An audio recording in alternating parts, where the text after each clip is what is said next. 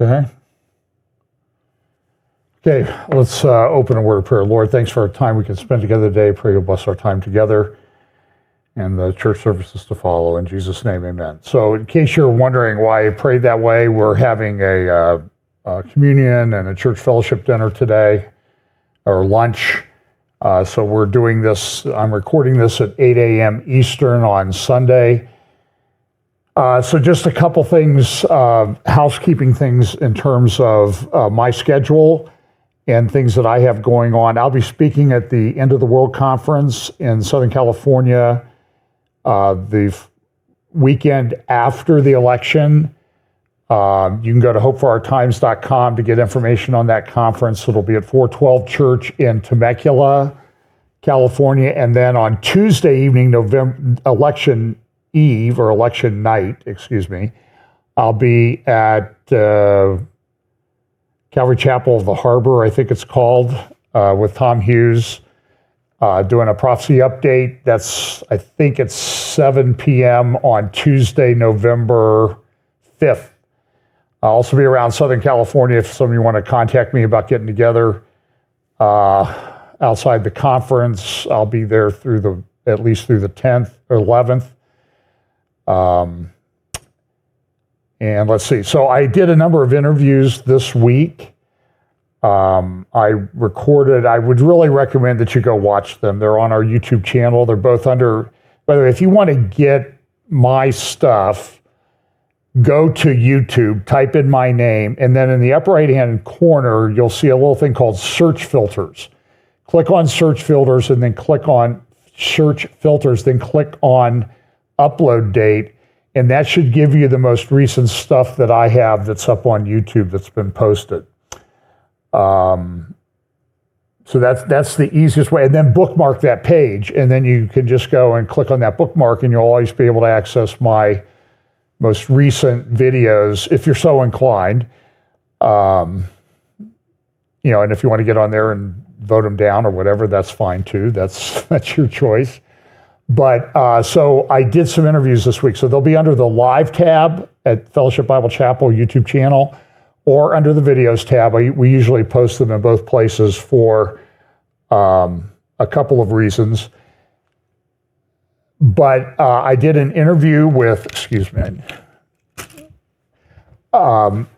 Danny Seaman on Wednesday morning. He's been with the IDSF. He's been a spokesperson for the Israeli government. Very passionate interview about the events of October 7th and he thinks is going to be happening in Israel in the near term. I would also recommend that you follow the IDSF YouTube channel.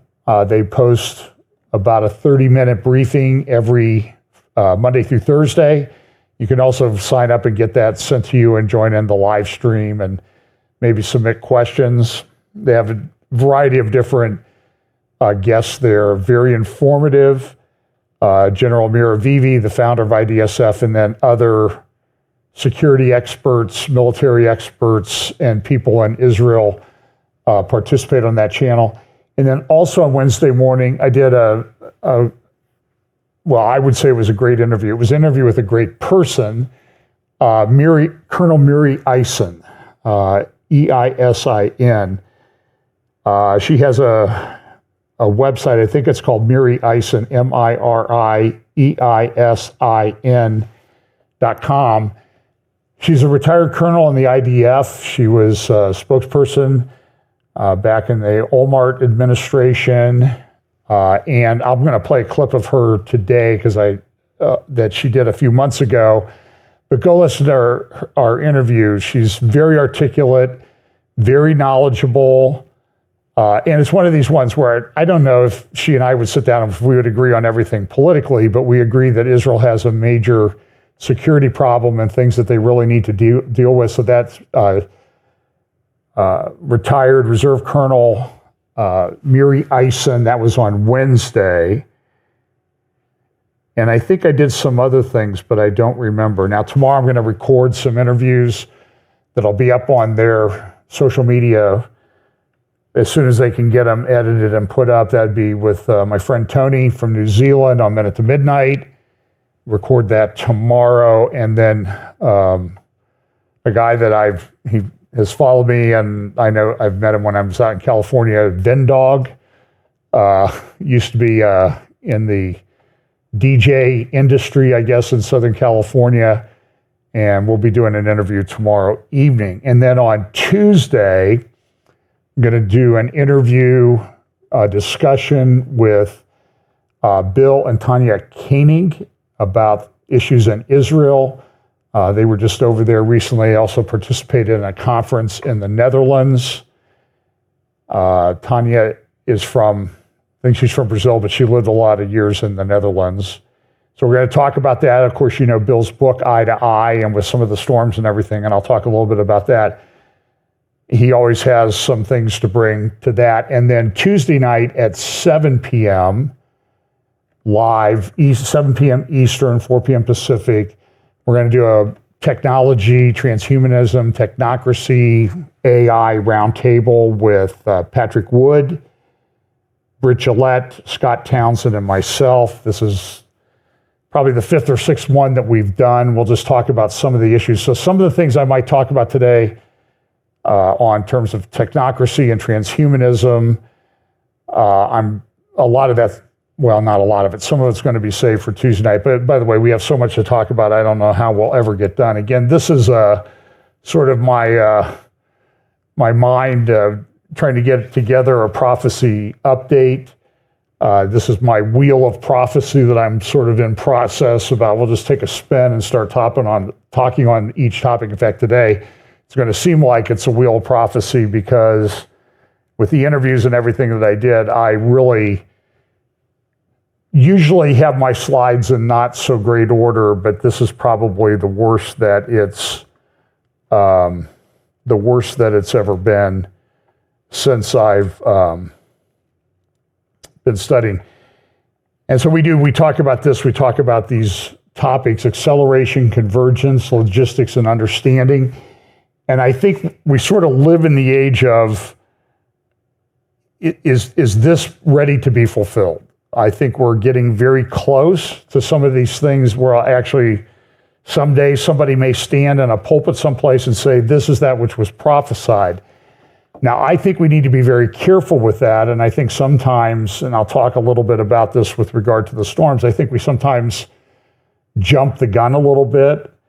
I really, really try, and I'm not perfect, believe me. I really try to be accurate, and I see a lot of unwarranted speculation at times. I don't think that the people in the world, the people in charge, have our best interest at heart, and I think that works on both sides of the issue. There's a lot of things we could talk about with regard to the election, but this is one of the things we talk about each week, is that Daniel really wanted to know. He got all these prophecies. He wanted to know, when are these things going to be? What shall be the end of these things? And he said to Daniel, for the words are closed up and sealed till the time of the end. Many shall be purified, made white, and refined, but the wicked shall do wickedly, and none of the wicked shall understand, but the wise shall understand. Let me just give you one example that I was having a discussion recently with a friend of mine about Petra.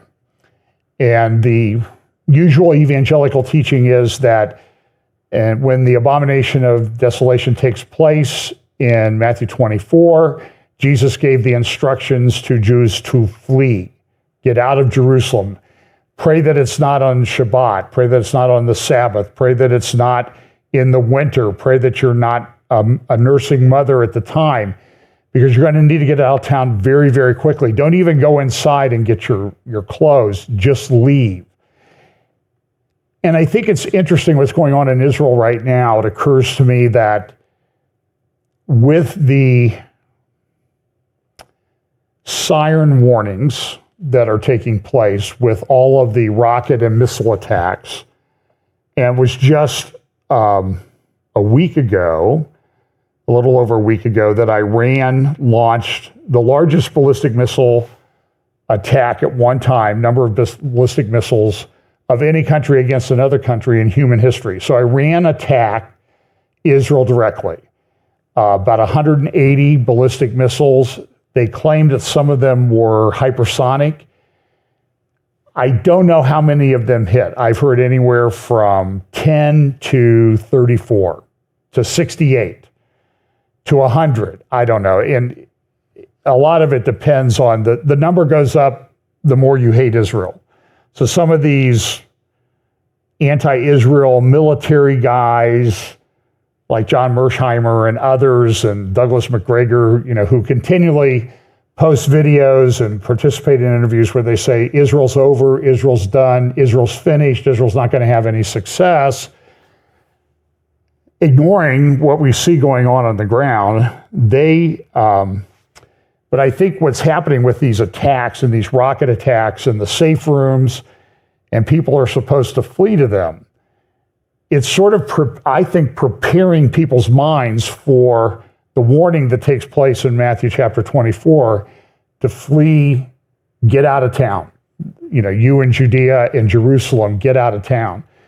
And it's interesting, too, that the warning is tied to pray that it not be on Shabbat. So I think that that's a very specific or a very real indication that when this happens, Jerusalem will be under the control of Jews, under the control of a Jewish state, because it's very difficult to travel in Jerusalem on Shabbat.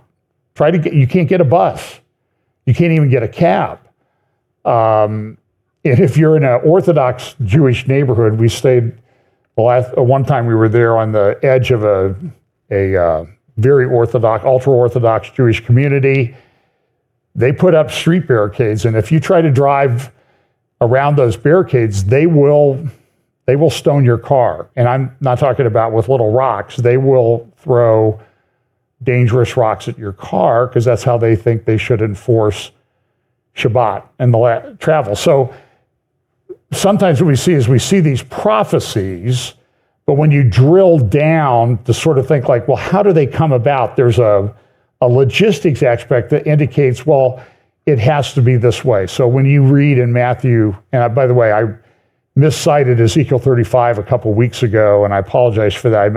I was talking about Ezekiel 36, that there would be people who would live in the mountains of Israel at the time of the end, and those people would be very arrogant, and they would claim that they had the right to the land. But it also says in Ezekiel 36 that God is speaking to the Jewish people, and he says, look, you profaned my name. And you can read more about this in Ezekiel chapter 23. I've done a number of teachings on that, about how the northern kingdom of Israel with the Assyrians and the countries around, and then the southern kingdom of Judah with the Chaldeans, the Babylonians, and the countries around had committed spiritual adultery and fornication. And God punished them for that. And God said, I sent you into the world because you were committing spiritual adultery with these foreign pagan countries. But you went out and you didn't learn your lesson. You did the same thing. But then Ezekiel 36 says, I'm going to bring you back. Not because you deserve it, not because you've turned around and are doing the right thing. I'm going to bring you back because my holy name is at stake. And I've said that I would restore you to the land. Then the passage continues, I will bring you back into the land, and then I will give you a new heart, a heart of flesh, and you will turn to God. So that's a process thing, and I think we're in the midst of that. They're being brought back. I'll talk a little bit, but there's people in the mountains of Israel, the biblical heartland. When you talk about most of the important biblical sites, they're in the mountains of Israel. That today is called the West Bank. Biblically, Judea to the south, Samaria to the north of Jerusalem. Starts a little bit further to the north. And by the way, I mentioned that I thought Bethel was in Samaria, and somebody pushed back on that. I don't think it was in Samaria. We can have a discussion about that. Bethel, by the way, that was where Jeroboam, the king of the northern kingdom of Israel, after the split in the kingdom, after the death of Solomon, Jeroboam put up 2 golden calves, one in Dan, all the way at the north and one in Bethel. So if it wasn't part of Samaria in the northern kingdom, then why did Jeroboam have control of that area to put up a golden calf? And the reason he did that was because he didn't want people to go down to Jerusalem to worship, because then they might think, well, the temple's more important and we don't really need this king up here in the northern kingdom. So this is just a map that's overlaid on Google Earth about where these different tribes were. So I think Bethel was in what we would call Samaria, but we can argue about that. It's not a critical issue. So let me see here.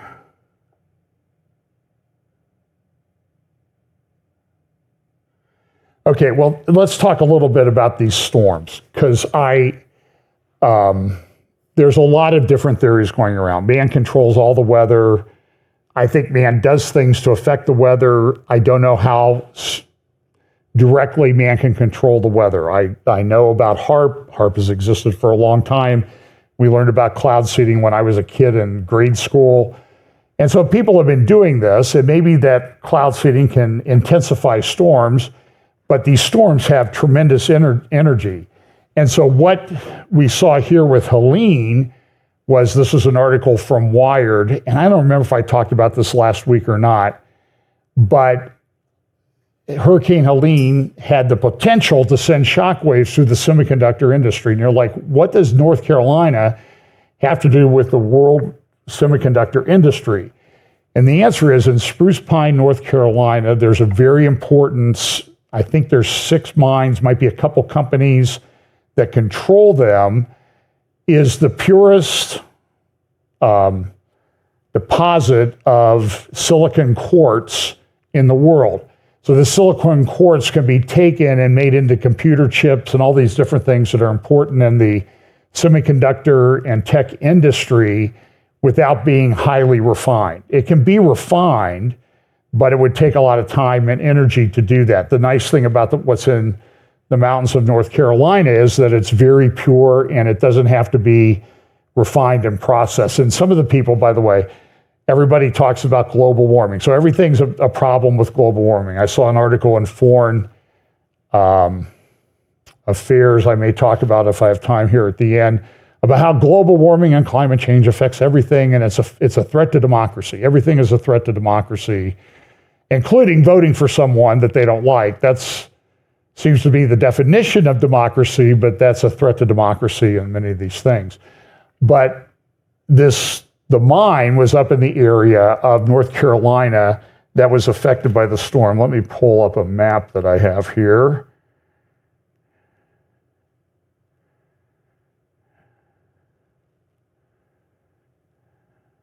I'm getting close to it. So this is a picture. This is Google Maps of the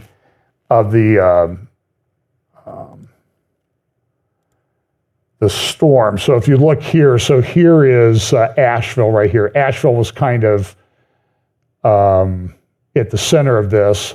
And then to the west of this is Canton, North Carolina. We actually have a family member who's the mayor of Canton. By the way, Canton had very severe storms, severe flooding, as did Asheville 3 years ago.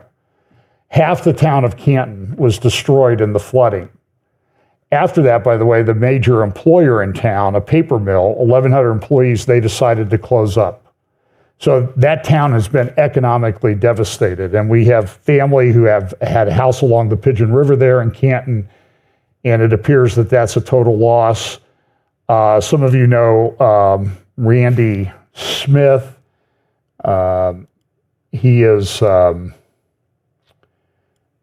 Whoops, let me just switch that.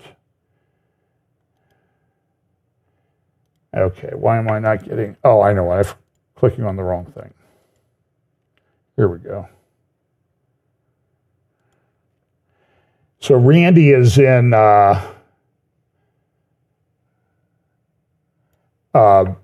Randy Smith, remember he's spoken a number of times. He's actually in Jerusalem, or at least the last I heard was in Jerusalem, spending a lot of time in bomb shelters, but he wasn't home in North Carolina, where appears that his home was destroyed. His son and daughter-in-law and grandchildren, they had to walk out to get airlift. They had to walk 3 miles over pretty rough terrain to get to a place where they can be airlifted. So Bat Cave is sort of right in this area right here. Then you have Lake Lure, and in between you have Chimney Rock. Most of Chimney Rock was washed away. It ended up in Lake Lure. And this area has been devastated. So if you zoom back out, Brian, a little bit, if you go up into this area, the spruce pine, there it is, spruce pine up here at the top. And you can see all these roads. So you're getting up into Tennessee and everything. They have massive flooding there. Roads are out. Interstate 40 is out. Spruce pine is where those silicon quartz mines are. Now, so the theory was, well, they caused the storm to, I'm not sure what the theory was, to affect the mines. Well, the globalists want us all to be chipped and controlled by technology and that type of thing. So I'm not sure they would do a storm to affect the mines. And then people said, well, they want to ruin the land so they can just take people's property. But there's a thing called eminent domain in the United States. And there was a bad decision back in 2005 called the Kelo decision that allowed cities and towns and states to take property and then give it from a private person and give it essentially to another private person for economic development. And some states have rolled that back a little bit, but I'm not sure about North Carolina. I don't think North Carolina would still follow the Kelo decision. But anyway, but the mines are already there. So they don't need to take land for the mines there. Maybe there's more there, I don't know. I haven't seen any proof of that. So that was one of the theories about what was going to happen. We also had the hurricane in Florida. We had this, and there were a huge number of tornadoes associated with this hurricane, probably way more than normal, way more than usual. And I think I saw 16, 17 people had been killed in the Florida hurricane. There are several hundred known dead in the North Carolina flooding, but there are, the last I read this morning, there are still thousands missing. They've ordered refrigerator trucks and body bags, and we still don't know everything that happened. And it seems like people are trying to control the narrative, I guess, because they don't want certain people to look too bad in how that comes out. So I have some more maps here, just a second. Hang on, I have to exit out of this so I can get to my slide deck. Believe me, I was up at 1:45 a.m. this morning trying to get this finished, and it's just really to the point that it's impossible to keep up at this point. And I have all kinds of, so let's go back.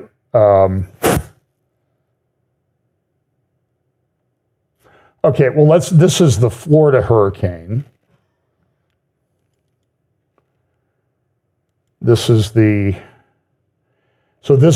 thing called Zoom Earth. So if you want to track a hurricane, and you can see there's the hurricane line here. It starts here on the left.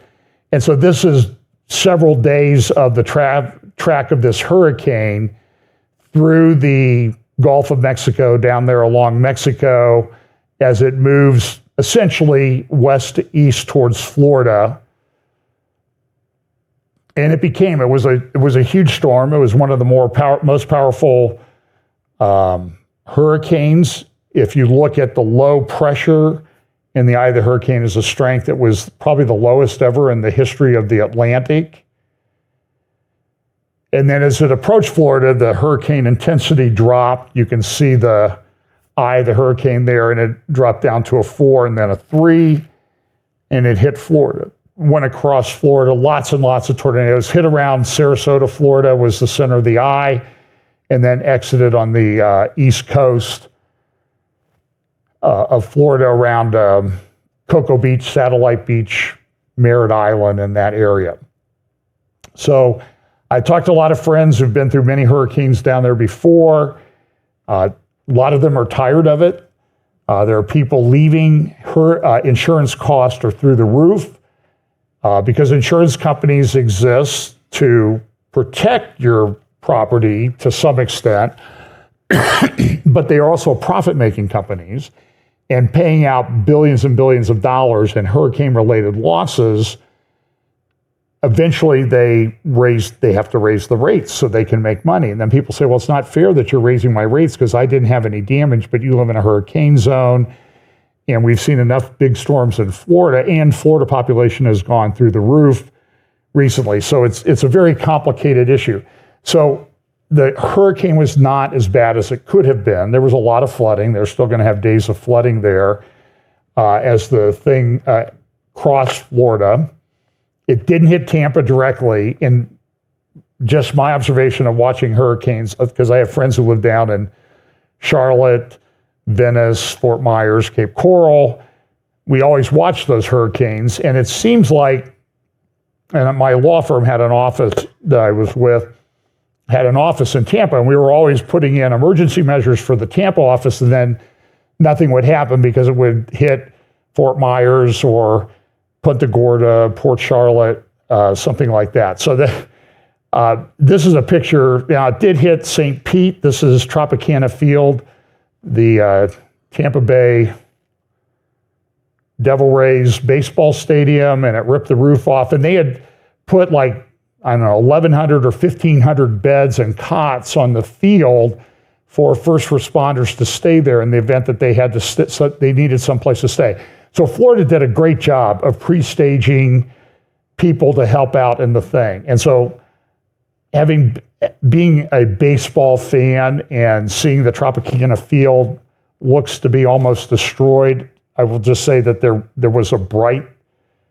ray of sunshine in the storm, and that it took out Tropicana Field, which is the worst baseball stadium I've ever been in the world. It looks, they call it the giant sombrero, because it looks like somebody sleeping against the wall with a sombrero leaning forward.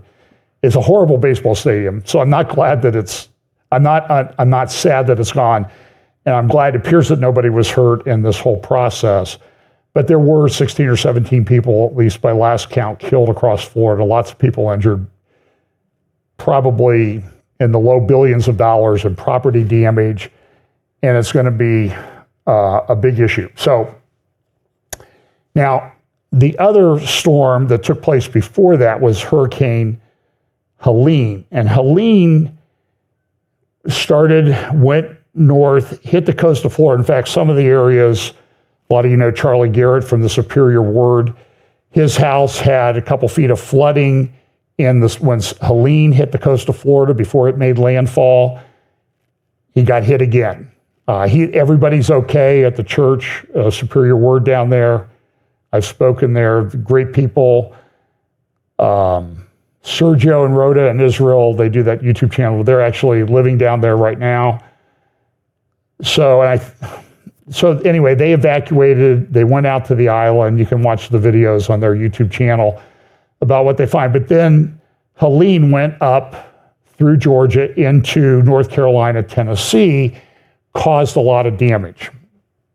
And so again, the theory is that people created the storm so that it would affect the election. I don't know if it's going to affect the election. We're a few weeks away from the election, so I don't know whether it will. They already changed the rules a little bit in North Carolina, which I think we could have expected. Don't know what they're going to do in Florida. But people have a right to vote, so they do need some accommodation. But the problem is when you do something in that area to accommodate these people, then you have to make it apply across the whole state. So immediately they jumped on this in North Carolina and said, we got to do mail-in balloting and unlimited drop boxes and that type of thing. And North Carolina is a swing state, so not happy about that. But one of the theories was, and I just wanted to address this, is I saw my social media feed and my inbox was full of people saying, this has never happened before. There's never been a hurricane go up through North Carolina. It's just never happened before. And I don't think that's true. I live in Ohio. We've had the effects of tropical storms and hurricanes my whole life. I remember in Pennsylvania when we lived there, there was a hurricane 72 or 73. We had rain, and I only remember because it was one of my last summers before I went to college, and I wasn't working, so I thought I was going to enjoy the summer, and it rained 28 out of 30 days in June. I have a specific memory of that. It was awful. But also, so here is Hurricane Ike. And I don't know if you remember Hurricane Ike, and you can see Hurricane Ike came up through Indiana and Ohio. Here's a better picture of the track of Hurricane Ike. And you can see it comes up through the Gulf, comes up through the center of the country. And I remember, and I'll sort of get, my wife would, if she was here listening this morning, she's getting things ready for the fellowship dinner later, but she would say, yeah, that sounds like something you would do. We had 60, 70, 80, 85 mile an hour winds for 8 hours on a Sunday. And they were coming out of the south. And so I went over to the golf club where I played a lot of golf, hit range balls, because you hit from south to north. And I thought this would be really cool to have a 60 mile an hour tailwind, see how far the ball would go. This is the way I think. So I went over, I actually teed up on the first hole and hit my tee shot because it went to the north. So the wind was behind me. And as I got in my cart to sort of drive to my ball, a tree fell down near the fairway where my ball had been. And I thought, it's probably not a good idea. I'm not that stupid, I guess is what I'm trying to say. I'm stupid, but not quite that stupid that I stopped and I went back. But the storm, we didn't have rain. It was a nice sunny day. I was going back and forth to Chillicothe every day to prepare a big case for trial. And so I was going like 5 days a week down to Chillicothe. And I remember Monday morning, I went down to Chillicothe, and all those cornfields down there along the Scioto River around Circleville, all the corn was flattened because of the strength of the wind. It was getting near harvest season. It was a huge windstorm. So I don't accept the premise that this is what happened in Helene was very unusual. The other thing that I think needs to be said is that in the few days leading up to when Helene got there, they had inches and inches of rain in that area of North Carolina, so the ground was saturated. So when you add on top of it the anywhere from 15 to 32 inches of rain that came from Helene, you're going to have massive flash flooding. And they're steep, narrow valleys. The water all runs down. The water runs downhill, and it runs at great speed. And now certainly appears that well over 1,000 people have lost their lives in that flash flooding. But it's not that unusual. And they had a lot of rain before that in the Carolina Mountains. And if you've ever spent time in the Carolinas or the South, you get these rainstorms. I interviewed for a job in Houston. Pam and I went down. They flew us down for the weekend. And they had 10 inches of rain between Thursday and Monday morning. And I'm thinking, the thing that bothered us about it was nobody seemed like it was out of the ordinary. And we're like, I don't know if I want to live a place where you get 11 inches of rain over the weekend and it's bad. So the other theory about the storm, and listen, we can argue about who caused it, what caused it, whether it's God's judgment or not. But listen, I try to be accurate factually. So the other part of the theory was, and I saw the tweets from guys and I would not recommend that you ever go listen to this guy because he hates Jews, he hates Israel, a guy named Stu Peters. And he said this was a man-made storm because they wanted to get eminent domain to get the lithium there's a lithium right under Asheville. And then they cited this company named Albemarle, Abermarle, that has a mine, and they submitted permits to get the mine. They had a mine there and they wanted to get it reopened. And then it sort of shifted a little bit from right under Asheville to just outside Asheville. That's why the storm was caused. Well, okay, this is the fact on the maps. You see so Kings Mountain Mine that this company owns is located over here by Bessemer City. Here's Asheville. That's 94 miles away. That, folks, under no circumstances can you say that that's right under Asheville. It's almost a 2-hour drive. I've driven it. I know that road. So be careful with, in fact, here's the Albemarle website, their proposed King Mountain mine. And it says the King Mountain site is one of the few known hard rock lithium deposits in the U.S. and is expected to play a critical role in establishing the U.S. supply of lithium. And they've been talking about this for a couple of years. They've had this website up for a couple of years.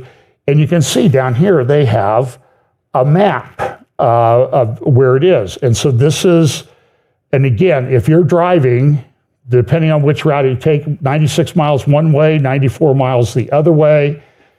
It takes almost 2 hours to drive it without any problems on the roads. That's not right outside Asheville. I'm sorry. And so I think we need to be careful that we don't destroy our credibility. We can argue about who caused the storm and everything. I get that. I understand that. But don't make it up. And I think this is making it up. And then I even saw one guy, so BlackRock invested in the mine. Albemarle got a $90 million or $200 million grant from the government to develop the mine. And they said, look, and BlackRock invested in the mine. Well, BlackRock exists to make money, right? And by the way, if you look at the stock analysts that looked at Albemarle's stock, they said it's a buy. So BlackRock bought stock. Then they said, well, look, Kamala Harris and her husband, they have some of their retirement funds invested in this. That's right. And they have somewhere, at least on their estimate, on their federal form, $6 to $9 million in retirement funds to invest, which is kind of interesting considering she's worked in a public servant for many years. But be that as it may, then I saw somebody saying they own the majority interest in BlackRock. BlackRock controls $11 trillion and they said they control like 60% of BlackRock. It's just nonsense, folks. And I've sent video after video after video of this. And I would just encourage you, before you pass something on, do a little bit of, this took like 5 minutes of research to dig all of this out. So this is a map from the Albemarle website, and you can see there's Asheville, there's that's 95 miles, 90 miles, whatever apart. And then the Blues Spruce mine is way up here. So let's talk a little bit about what's going on in the Middle East, and I need to finish a little bit early. And as I said, I've got some interviews coming up this week. I'm sure we'll talk about this. So Israel's at war in Lebanon. They went into Lebanon, and when you look through YouTube videos and media, social media, and news sites, you get two completely different stories about what's going on. So Israel went into Lebanon. They had done this spectacular operation to take out, essentially decapitate Hezbollah. They then took out all of the main leaders of the Al Radwan Brigade, which the Al Radwan Brigade was to be the plan for all of this was that the Al Radwan Brigade would come down across the border into Israel. Someplace, so this is an article in the Washington Post this morning. A once humming city, Lebanon's tire is emptied by airstrikes and fear. So what's happened there? Miri Eisen and I talked a lot about this. Israel has lost about 10% of its country, its landmass. People can't live there. There are still some people that are maintaining cities, kibbutzim, along the Lebanese border. About 80 to 100,000 people have evacuated. the word that I heard this week is that it's probably going to be at least another year before they can go back home. Because they can't live there because Hezbollah rains down hundreds of rockets. So since October 7 a year ago, just celebrated the 1-year anniversary of that, Hezbollah has shot somewhere in the range of 15,000 rockets, missiles, mortars into the northern part of Israel. And most of this, so that circle there is Tyre, this Bay area. Here, let me get my thing, zoom in a little bit. So this Bay area here, this is where Haifa is located. Nahariya is there. Here's the Lebanon border, goes up here, and then it turns to the north, and it goes up here by a little town called Metula. And all these people have left for the most part. Israel they don't have that much land. Israel is a small country. 10% of and now what Hezbollah has started to do in the last couple of weeks is not just shoot into that 5-kilometer zone that they've been firing into previously. They're now expanding that zone to get more people to leave. Trying to find and of course I can't find my map that I'm sure I had it, but I don't see it right now. So they had a 5-kilometer zone that was pretty much evacuated. 400 villages and towns along the northern border of Israel. Some people stayed. Majel Sham stayed. That's a Druze Arab village in the far north. I think it's probably the farthest north in Israel at the base of Mount Hermon. And that's where, a rocket hit and killed 12 children playing soccer right in the center of town. And Hezbollah, of course, blamed Israel for that. Like, well, you put a listening base on Mount Hermon, the tallest mountain in the region, to spy on us. And so we're trying to take out that, and we missed, and we hit the town and killed those kids, so it's your fault, which just sounds like Hezbollah reasoning. But now Hezbollah has started to launch rockets further to the south.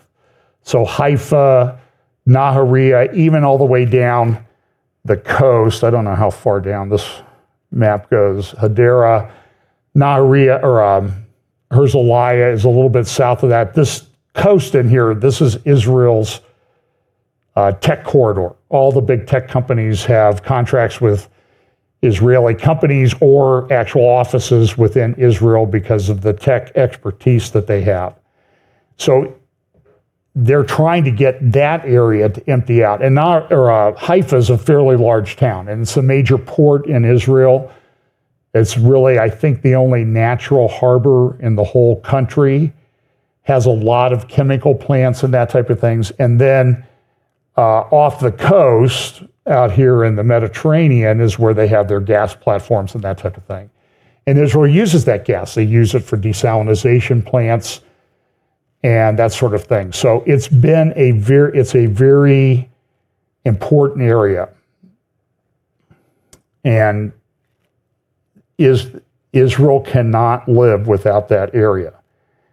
So here's, this is one of the, as I talked to Mary Eisen the other day, I mentioned some posters that I've seen in Tehran Square, and she said, you're right, should always watch what's going on in Palestinian Square in Tehran, because they will put posters up. As you can see, this poster is in Hebrew. Now, I haven't translated it. Google, translate.google.com has a very good feature where you can take a screenshot and put it into the search, and it'll translate the text on an image. It's a phenomenal thing that they do. So remember, they had the thing like 100,000 people evacuated in the north, roughly. And the poster in Tehran Square back in February said, are you ready for 2 million displaced people? So what did that mean? We're going to expand the area of attack. We're going to get more and more people to leave because we're going to make it so miserable that they're not going to want to stay. So this poster appeared last week after the attack, I think it was a week ago, Tuesday, on the eve of Rosh Hashanah. Rosh Hashanah. And this shows Jerusalem. You see the Golden Dome there in the middle.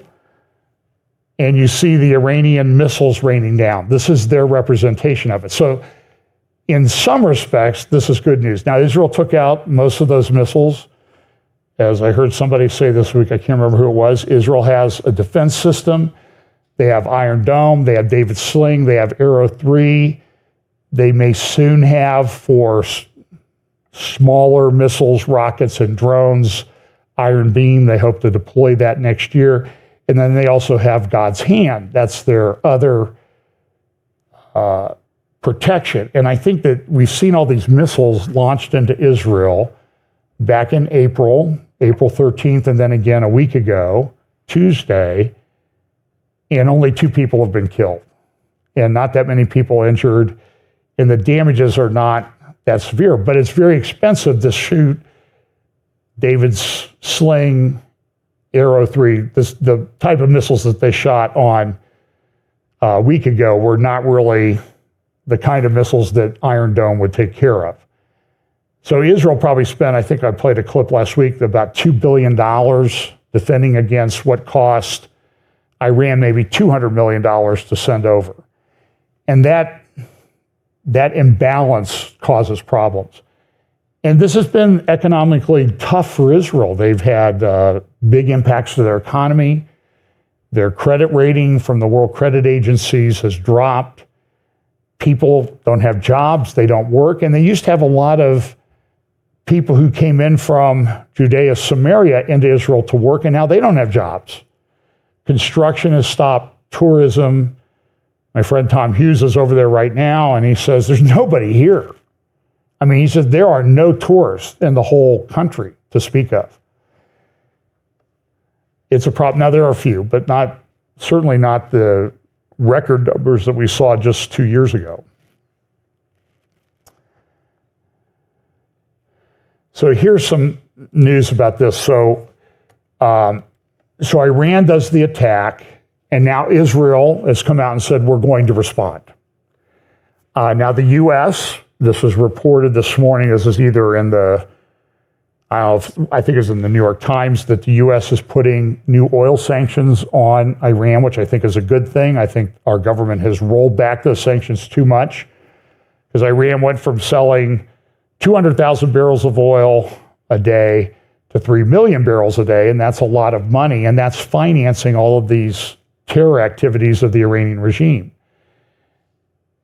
And Iran has sent through diplomatic channels, they've sent messages to people in the EU and the US, if Israel responds and you help them, we're coming after you. So there's a lot of rhetoric that's going on with regard to this. This is in the Wall Street Journal the other day. Iran overwhelmed some Israel defenses, and that was true. There were some defenses that were overwhelmed.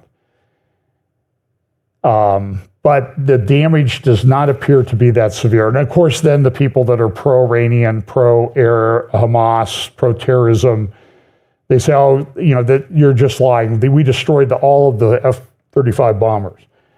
And that's just, I've not seen anything to indicate that that's true. But there's a diplomatic war that's going on that's kind of complex. So this is the opinion section of this morning's New York Times. And it says the $1.7 trillion makeover. So the New York Times is talking about the fact that the U.S. is being threatened with nuclear attack by Russia.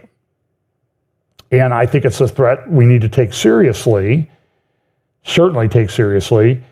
And so the United States is in the midst of a almost $2 trillion makeover of its nuclear defenses and weapons, because some of them are outdated, some of them have not been tested in a while, and it's a huge, huge cost.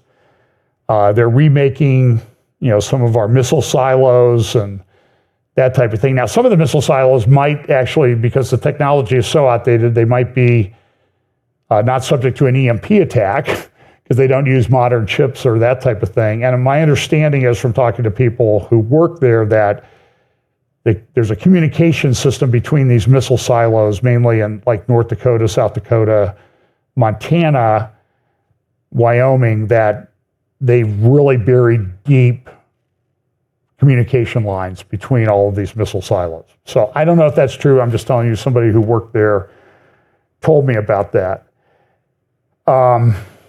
So Israel goes into southern Lebanon, and they start to dismantle what Hezbollah had there. So this is an article from Israel Hayom talking about what did they find when they went there. And Israel's done pretty well. Israel has started to go across the border with raids. Now, it was revealed last week, and I think I mentioned it. The IDF spokesperson came out the end of last week and said, we have done 700 raids into Lebanon over the past year since October 8th. They've taken out weapons stashes and all sorts of things. This is an article by, here's the English translation. His name is Ben Yishai, writing for Ynet. And he says here, a report from the village from where thousands of Radwan men were about to rush to Israel, Ron Ben Yishai with the fighters inside Lebanon.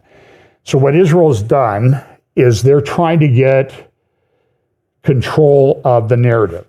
Israel is in, most people talk about a 7-front war. I think it's an 8-front war, because you have Gaza, you have Lebanon, you have Syria, you have Iraq, you have Iran, you have Judea, Samaria, you have Yemen, that's 7, and then you have the information front.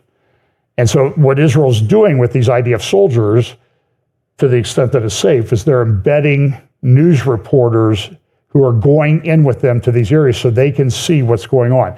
So listen to what Ben Yishai says. Now, this is a little bit awkward because the translation is from Hebrew through Google, through Chrome browser. Thursday, I accompanied the forces maneuvering in the Shiite villages. You look to your right from the moving Hummer and see the nearby Lebanese village. An instinctive thought that comes to mind is that at such a distance, an anti-tank missile or a single mortar bomb, you don't have much of a chance of survival. We were still driving on the Israeli side of the border on a bumpy road that was once used for patrols. A thin fence loaded with sensors separates you from the territory of Lebanon. Now, they're trying to upgrade that because they got too reliant on the technology in Gaza, and they realized that was a huge mistake. We are now allowed to specify the location in the village we are supposed to reach because the Hezbollah reads, watches, and listens to what the Israeli media publishes, and tomorrow may arrive here through means of an explosive drone. This is no longer a theory, this is the reality here, but it is changing.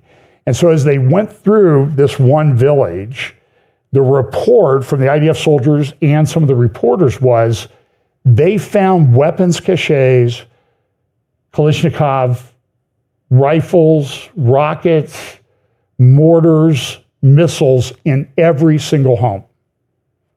Now, the people have largely evacuated, so sort of turnabout is fair play. They made Israel lead the north. Israel's making Lebanon lead the south. And in fact, Netanyahu and the IDF people have come out and said, listen, you people need to lead. That's why Washington Post says Tyre, which is a fairly important town, city in southern Lebanon, is pretty much empty because everybody's left. And the problem is, too, in the north, people in the what's called the Christian part of Lebanon don't like the Shiites because of the problems that they've caused over all the years. So they're saying, you can't stay here. So now there's a bunch of refugees in Lebanon, and Lebanon is completely fallen apart. They haven't had a prime minister for a couple of years. So this is a cache of ceramic vests that they found in one home. So the plan was that this El Radwan Brigade would come across the border just like Gaza came across the southern border. The plan was that they would do it simultaneously, and they would make their way and they would shake hands, the guys from Gaza, the guys from Lebanon, in Tel Aviv, in the middle of Tel Aviv. And their goal was to take thousands and thousands of hostages, not just the 1,000 or so that were, the several hundred that were taken on October 7th. Here's another one. Here's just ammunition supplies. And these are just in homes along the border.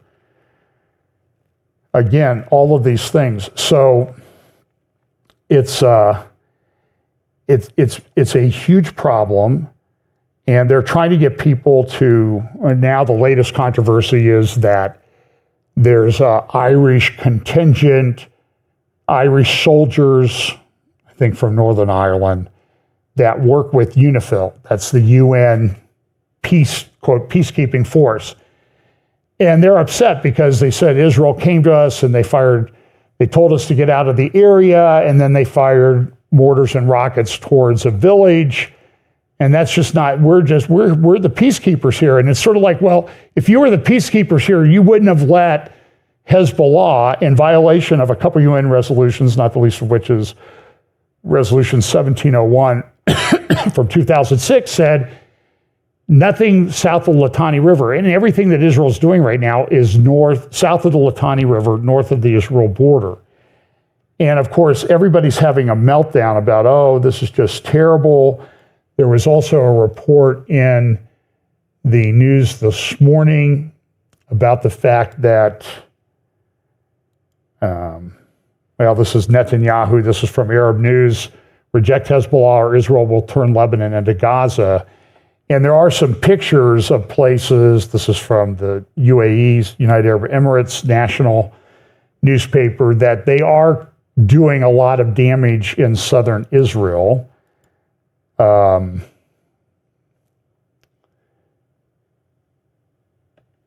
This is a report from Israel Hayom that's talking about the attack on Nasrallah. When they attacked Nasrallah, they dropped 83 one-ton bombs on that area. And they eventually found his body because he apparently had suffocated to death. And by the way, I don't think they've had a funeral yet for Nasrallah. There was another Hezbollah commander who was killed, and he was buried in secret. Now, why would they do that? Because Israel's watching. Hezbollah watches Israel, Israel watches Hezbollah, and if you get a bunch of people going to a funeral, then you figure out who's going, where they live, and you've done a great intelligence operation on Hezbollah. So I think that's why Nasrallah has not been privileged to have a funeral yet. Now, it could have taken place in secret and nobody knows about it. But the interesting part about the one-ton bombs that they dropped, the 83 of them, they were all made in Israel. Israel knows that they're getting a lot of things that the United States has promised slow-walked. The U.S. does give a lot of aid to Israel, but it's conditioned on Israel spending the aid in the U.S. So it's to benefit U.S. industry so we give money to Israel, so they send it right back to us to buy weapons. But in this case, they built the weapons themselves. So in the lower right, that's a picture of the crater in the area, the southern part of Beirut where Nasrallah was. And here's a guy standing on the edge of the crater. You can see that 83 tons of bombs are fairly effective in taking out a terrorist leader. This is the little guy so Yemen though, this is a New York Times satellite image. So on the right, that dotted line is Israel-Lebanon border. And then you can see these places where they've just taken out everything. So there was a mosque over here on the left that they took out. New York Times has a big article today about all the damage in Gaza, the things that they took out. Well, they took out places that were hiding terrorists. The estimates now are that 68% of the buildings in Gaza have been heavily damaged or destroyed. And all of Gaza, higher in some places. And they did that because the terrorists were embedded among the civilian population. They've also had a problem in Israel where they have identified the civilians that came across, but the person in charge of doing the prosecution for that says, oh, well, they were just civilians. We really can't charge them. And because when Israel finds out about them, they go after the people and, what's the saying, neutralize or eliminate them. Because they don't want to deal with the problem anymore. And there were thousands of people, supposedly civilians, who came across the border. And the support in the areas of Judea and Samaria, that are controlled by the Palestinian Authority, the support for Hamas is 90 to 95%. It's a big problem. Yemen continued, this is the guy from Yemen, saying any ship linked to the Zionist entity will not pass through the Red Sea to anyone. Erdogan is stepping in. He's saying Russia, Syria, Iran should take measures after Israel's strike. Take him out. Israel not only targets stability of Palestine and Lebanon, but entire region. Erdogan, this is to a press on the plane. He was coming back from dedicating a mosque, I think in Albania. I think it's one of the largest mosques in the largest mosque in Europe. Accommodate like 8,000 people at a time. Israel not only targets stability of Palestine and Lebanon, but entire region. We're monitoring all possible steps that Israel may take against Turkey. Will continue to expose crimes of the Zionist regime. So there's a lot of rhetoric that's going on. Times of London, Israel's decapitation strategy is working, but at a heavy cost. The point that they're trying to make in the article is, and I've heard a lot of anti-Israel military and security guys say, Israel has nothing left in the tank. They used everything on the pager attack. They used everything on the walkie-talkie. I'm sure that if the pager attack had been all, people would say, these same guys would have said, see, Israel, they shot all their weapons, all their intelligence weapons in this pager operation. If that had been where it stopped, they would have said that. But what happened the next day was walkie-talkies.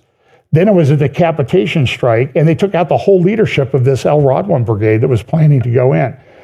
So there's a lot of articles that, well, Israel's kind of out of intelligence options. That's possible. But I'm just saying is, do you think they only planned one operation? We already know that they planned like 4 or 5 or 6 operations, all to happen simultaneously in a way that is to be a big psychological attack on the people who remain part of Hezbollah, the ones that don't have, who can still see or use their hands, of which there are many hundreds that cannot. There was some good news this week too. I hope to interview Seth Frantzman, who did a lot. He has a book out on October 7th, and he did a lot of work about the Yazidis in Iraq. And there was a young lady this week who was rescued from Gaza. She had been taken hostage 11 years ago in Iraq by ISIS, sold through a series of transactions to a guy as a sex slave in Gaza. And she was freed this week. It was a wonderful thing to watch. So a couple things. So I've got, I want to play a little clip of Douglas Murray on Bari Weiss, just because I think they're intelligent people. Don't agree with them all politically, but they have good thinking on Israel. Now they have this. This is the fruit of their labor. We now know from Financial Times reporting over the past few days that Israel, in the days after October 7th, had a way, or they believe they had a way, to get Nasrallah, and the Americans stopped them. And there's story after story about how the Americans sort of interceded. And the theme that emerges for me is they seem to view not the terrorist group, not Iran, not Islamic totalitarianism as the enemy, but escalation itself as the enemy. Yes, and the problem is that when you need to win a war, you need to escalate. Absolutely, you need to escalate. And, I mean, by the way, I don't know. Everything I ever know about, when I read a story about it in the Financial Times, they're always wrong.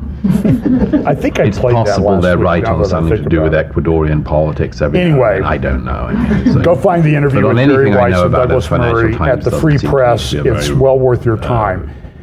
I have just a couple more things that I want to talk about. As I said, my AI and technology stuff, I'm leaving for the Prophecy Roundtable on Tuesday. I think you need to go to Ryan Mauro. This tweet, Ryan Mauro at Twitter, get this study, Marching Towards Violence. He goes through in this, it's about a 160-page report, talks about the U.S. domestic anti-Israel alliance among these protesters. they're all funded by the same guys. They have common funding, common ideology. He comes up with some conclusions. For example, the current anti-Israel protest movement on and off the college campuses is driven by over 150 pro-terrorism groups. The backbone of the current protest movement is Hamas. The movement is increasingly militant and criminal. Some militants inspired to incorporate the campaign into a broader war on law enforcement. He then goes on to say,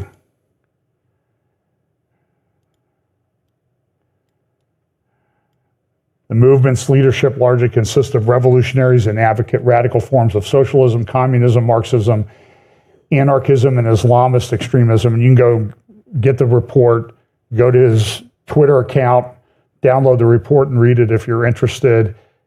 And it goes back to the Council on Islamic American Relation, CAIR. CAIR is involved in this.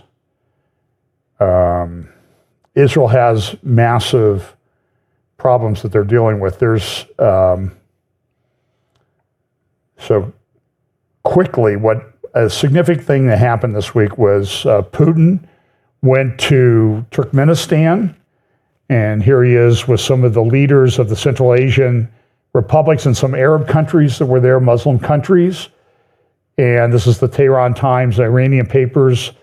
And he had a meeting with the president, new president of Iran, who's really just kind of a puppet. But he goes and meets with Putin. Here's a video of them meeting and talking about the fact that this is what the TASS news agency said about the meeting. The Iranian president said this. Our talks with the Russian president lasted about an hour. We talked about agreements that we have concluded. We have constructive interaction. We have agreed to speed up the completion of projects in the gas sector and road and rail construction.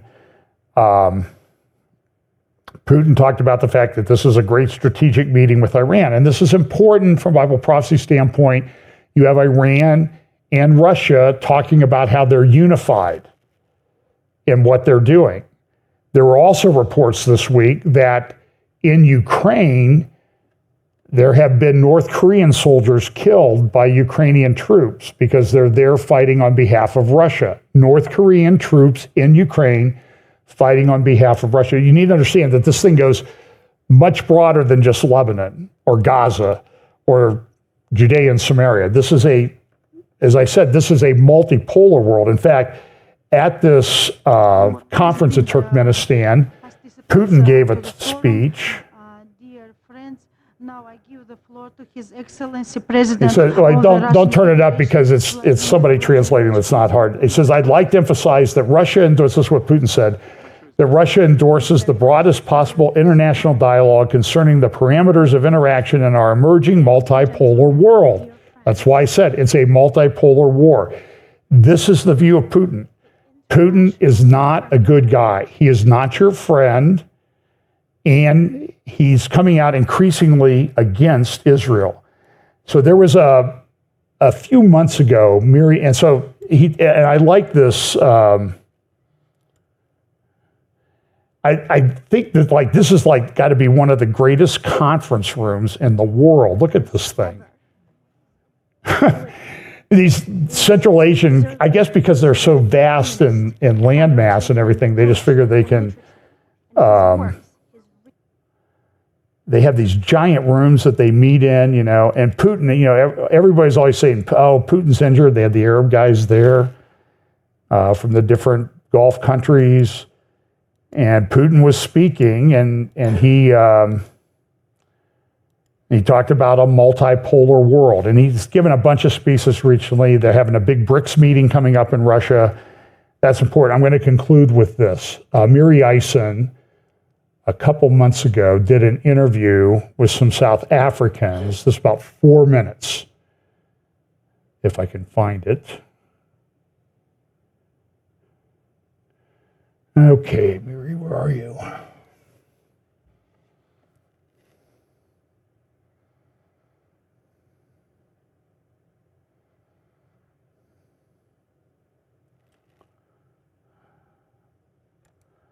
Hang on a second here. I have to exit out. And maybe I'm not going to find it, and it's going to take too long. Miri Eisen is incredibly intelligent. Hope to interview her some more in the future. She had some comments about Putin in this interview. Where did it go?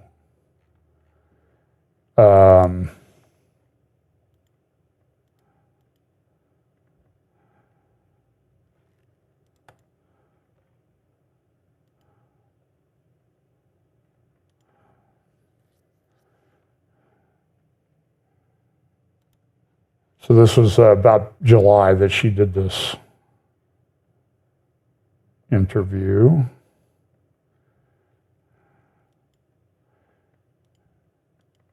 And she just had a couple comments about Putin that I thought were very interesting. So I'm going to kind of jump into the middle of this. She was asked about Putin. What do you think Putin's doing? And now I see my slide deck has frozen. Okay, well, let me just tell you what she said. So she used to travel with Prime Minister Olmert as she was going around.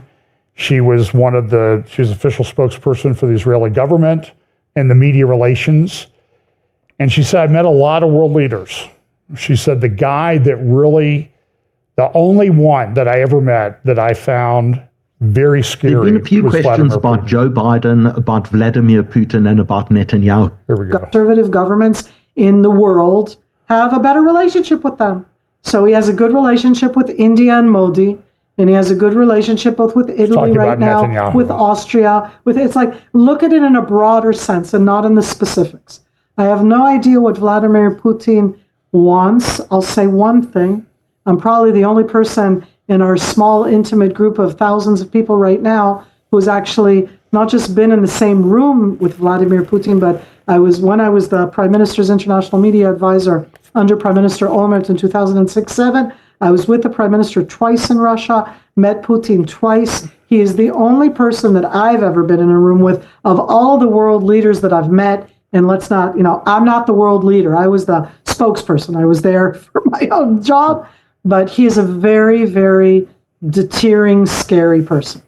And so in that sense, I think that Russia is Russia and that Vladimir Putin sees himself as Russia. If you sit and listen to the story that he tells, it has to do with Mother Russia and Ukraine never existed. It's all part of Russia. And what he wants to be is the world power that he thinks that he should be. I'm not here to resolve Vladimir Putin's problems. From the Israeli perspective, I'll remind us all that 1 in 6 Israelis' native tongue is Russian. And I say that because we're edging into 10 million. And from 1989 to 1997, 1 million Russian-speaking Soviet Jews immigrated to Israel. A lot of them, half of them were probably from the Ukraine. But when they came at that stage, it wasn't yet with the Ukrainian identity. It was still with that Russian-speaking identity. We do have a very big Russian diaspora. It's not a diaspora, but it's part of who we are. It's part of our government. It's part of our parties. So we have a dialogue there. We still have diplomatic ties with Russia. We still have direct. So I just find that very interesting because why did Putin go into Ukraine? What did he say? What was the reason? To protect the ethnic Russians in Ukraine. Because he's all about that, what Miri Eisen said, Mother Russia. Now we know that 1 out of 6 people in Israel have Russian as their native tongue. Will this lead Putin to come into Israel to protect them? Is this a hook in the jaw? I'm just suggesting it says hooks in the jaw to bring these people from the north. I don't know. I'm just saying don't discount it. So I need to quit Prophecy Roundtable on Tuesday night at 7 p.m. Bill and Tanya Koenig at 3 p.m. on Tuesday. And I'll do some other interviews this week. And I have a lot to talk about in the tech sector, digital wallets, digital ID, central bank digital currencies. And we'll cover a lot of that in the Prophecy Roundtable on Tuesday. And then there's a whole bunch more going on in the Middle East. So pay attention. This is a multipolar war that we're in. It's a multipolar world. The world is changing. And I don't think we've even seen 10% of what we're going to see. And it could happen very quickly. So let's go watch Mary Eison's interview that I did with her on Wednesday. It's on the YouTube channel, Fellowship Bible Chapel. So let's pray, and we'll take it up again in the future. Lord, thanks so much for your word. We pray that you will help us to understand the seriousness and the gravity of the times in which we live. Give us opportunities to share the gospel with those around us. Help us to give us those opportunities. Give us wisdom in how we should deal with the situations presented with us. Guide us with your Holy Spirit. Pray that you'll bless us this week. In Jesus' name, amen.